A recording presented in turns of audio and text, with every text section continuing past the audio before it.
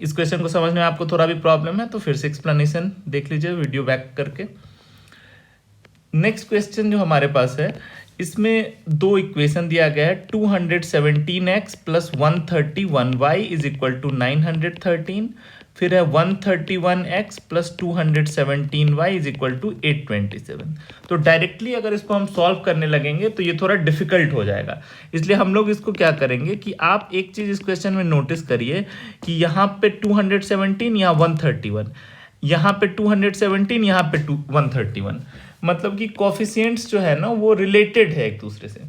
तो एक बार आप क्या करिए कि 1 और 2 दोनों इक्वेशन को ऐड कर लीजिए। ऐड करने से क्या होगा कि 217 प्लस 131 कितना होता है, 348, तो 348x। वैसे यहाँ भी 131 और 217 मतलब सेम ही 348y, और राइट साइड में जब आप ऐड करते हैं तो 1740 आएगा, तो कोफिशिएंट सेम आ गया, तो ये थोड़ा सिंप्लीफाई हो जाएगा हमारे लिए।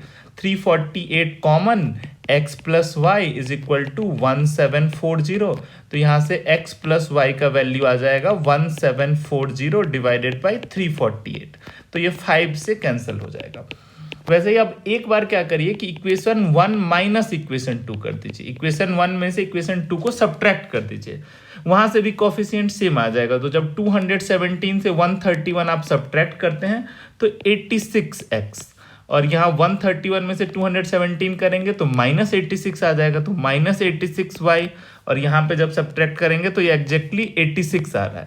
तो यहाँ देखिए 86 कॉमन हो गया, x minus y is equal to 86, तो यहाँ से x माइनस वाई का क्या वैल्यू आ गया, 86/86 इज इक्वल टू 1।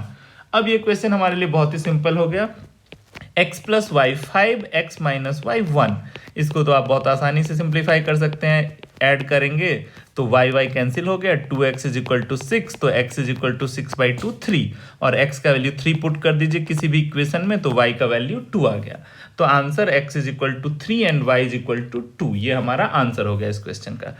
ऐसा अप्रोच हमने इसलिए किया क्योंकि कोफिशिएंट्स देखिए कि यहाँ x का कोफिशिएंट और यहाँ y का कोफिशिएंट दोनों सेम ही है, और फर्स्ट इक्वेशन में y और दूसरे में x, इसका कोफिशिएंट जो है सेम ही है। ऐसे करने से क्वेश्चन थोड़ा आसानी से सॉल्व हो जाएगा। ठीक है, मूव करते हैं नेक्स्ट क्वेश्चन पे। इस क्वेश्चन में भी आप नोटिस करिए एक चीज कि यहाँ 598, यहाँ भी 598, यहाँ 479, यहाँ भी 479, तो आप इसको ऐड करके स्क्वायर करने की जगह पे ना पहले सिंप्लीफाई कर दीजिए। अगर हमने 598 को a बोल दिया, 479 को b बोल दिया, तो देखिए a प्लस बी का होल स्क्वायर लिखा हुआ है, फिर 598 है तो 598 को a बोला हुआ है, तो माइनस 479 फिर से b, तो a माइनस बी का होल स्क्वायर, और नीचे में क्या है 598 जिसको हमने a मान लिया है, 479 को हमने b बोला हुआ है, तो ये ऐसे हो गया। तो अब इसको पहले सिंप्लीफाई कर लीजिए। a प्लस बी का होल स्क्वायर क्या होता है, a square plus 2ab plus b square, और a माइनस बी का होल स्क्वायर होता है a square minus 2ab plus b square. ठीक है, और इससे पहले यहाँ पे माइनस है, डिवाइडेड बाई ए बी।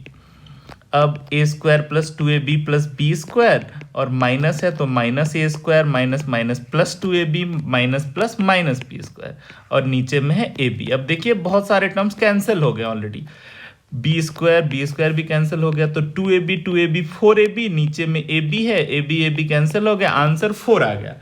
तो ये डिपेंड नहीं करता है कि ए का वैल्यू और बी का वैल्यू क्या था, डायरेक्टली ए बी लेके हमने किया तो डायरेक्टली सिंप्लीफाई हो गया ये क्वेश्चन। आप इसको और आसानी से कर सकते थे अगर आपको एक डायरेक्ट फॉर्मूला पता हो कि ए प्लस बी का होल स्क्वायर माइनस ए माइनस बी का होल स्क्वायर का डायरेक्ट फॉर्मूला 4ab होता है, तो आप यहाँ पे डायरेक्ट लिखते 4ab, नीचे में ए बी है तो 4ab और ए बी कैंसिल, आंसर आ जाता 4।